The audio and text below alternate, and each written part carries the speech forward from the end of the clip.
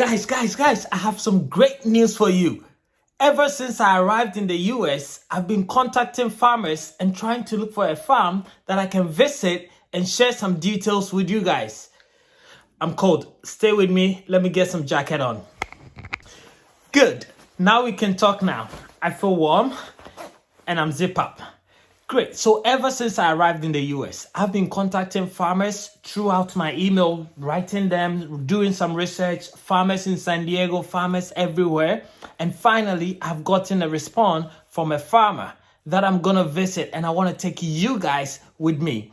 One of the biggest challenges that we have in Africa is being able to find the right nutrients, protein, carbohydrate, fiber, and combine them and do a better concentrate to feed our livestock. Talking about goats, sheep, cattle. Have you been wondering why our cows and our goats look so skinny? Today I'm going to go around and look for the secret behind livestock farming in the Western world. So come with me as we head out.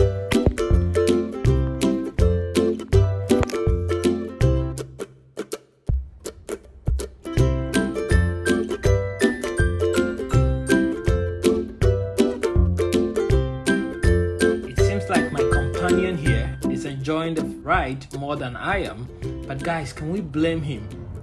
Look at the amount of investment that people have made into agriculture.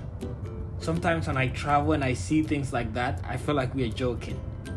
This is such an amazing investment, and can you believe that all this field that you're seeing and the investment that have been put into this is just for livestock? Very few of this land is used for crop production. Everything that we are witnessing here is just for the purpose of cows, goats, and sheep.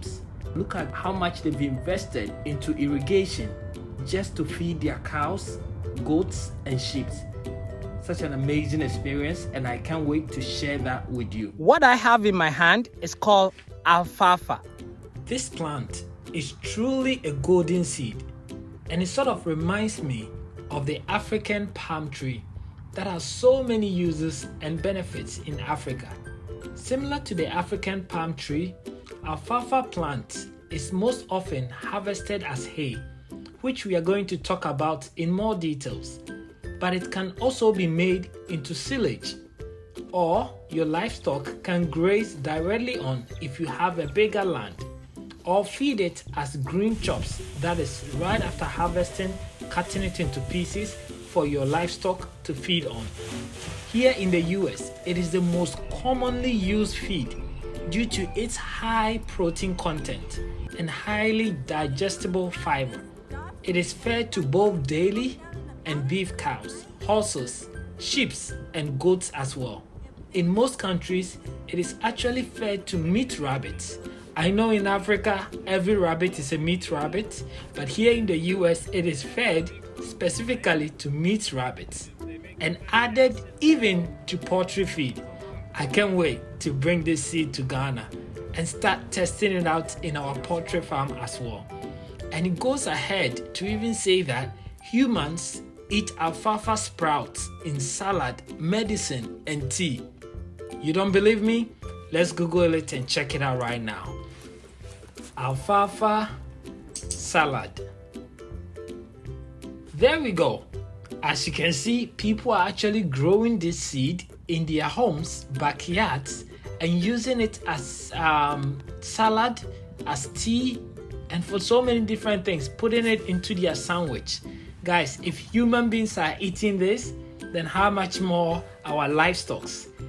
I know there's been a lot of noise about the protein contents and its nutritious. When I came here about 3 years ago to inquire about the brachiaria grass, alfalfa was a widely spoken topic as well. Finally, I can't believe that I am here. And I know most of you know about alfalfa. And if you do, please write in the comment and tell me what you know about alfalfa, because I am taking this plant back home with me and testing it with you guys. One thing that I think you guys haven't noticed is the size of these farms. It's mind-blowing. Here we are talking about 100 acres, 10 acres. These guys are talking about thousands of hectares. And look at what This is like really mind-blowing, guys. The amount of dedication that they have given to this pasture really tells you that they are definitely going to succeed in the livestock industry.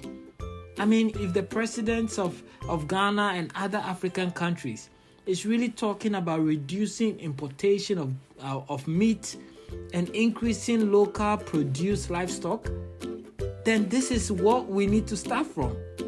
Because we all know that our livestock are not going to be able to scale if they continue grazing randomly and destroying people's farm. So without this level of scalability, there is no way we can increase our yield of livestock industry in Africa. Looking at this, guys, it's such an inspiration, but at the same time, it's like we haven't even scratched the surface of what we need to do. You know, I'm being taken again to a different land that has been cut and they are probably baling. So come along with me as I take you to this land and see how they are baling and how they are processing hay. As you can see, this has been cut in about 2 days. Where I am, it gets very hot, so you don't need to leave it out to dry for a long time before you start baling. But it has been cut for about 2 days, and as you can see, they have actually baled it. This is what we call bale. So these are bales of hay, right? And that's what the alfalfa has been done. Once it's baled like this, it can be stored for over 3 years. 3 years, guys. Yes, you heard me right. 3 years. And feeding it gradually to your livestock. So imagine if you have even 20 acres, 30 acres of this grass, and you're able to bale it like this, and you start with 10, 20 cows. All what you have to do is to just harvest this every 3 months and then use it to fuel your livestock. So guys, have I inspired you or have I discouraged you? Please write in the comment below. Let me know what you guys think, because I'm coming from this farm and in some way I am very inspired about the way forward or where I want to get to. But in other ways, I see the long journey that is ahead of me and probably my next generation. But all that you saw, guys, it just didn't take one generation. It took several generations and a lot of hard work to make this happen. I'm gonna have a whole separate experience and walk you guys through all the processes that the bales and alfalfa goes through before it becomes a whole baler that is being fed to cattle. So stay tuned for tomorrow as I bring you a new episode about the whole experience of alfalfa and the hay process that it goes through. Thank you so much for watching, and I can't wait to see you guys in Ghana and be able to share the alfalfa with you as well.